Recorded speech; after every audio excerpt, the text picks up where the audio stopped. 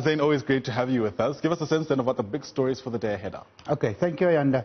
Today, again, several briefings happening around the country.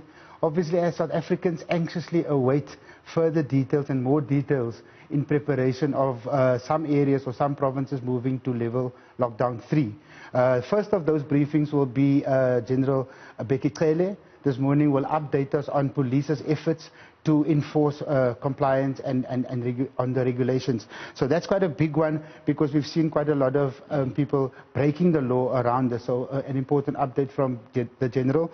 Also this morning, Transport Minister Fikile Mbalula, in anticipation of level lockdown 3, is now visiting driving, testing and licensing centres this morning to check their readiness. Because as we know, a lot of these facilities will start opening up under level lockdown 3. That's right. The big story for us today, though, has been in our headlines. Cape Town seems to be buckling under the pressure of the outbreak. We focus on several hospitals in the province.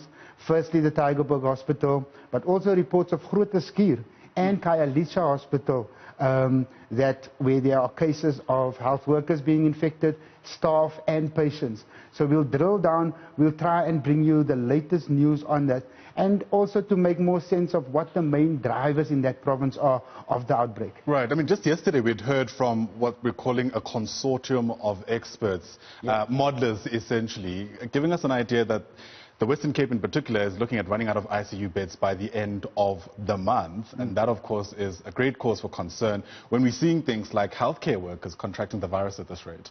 Yes, that's been one of the main concerns with the drive in the Western Cape, is the high rate of infection amongst health workers in particular.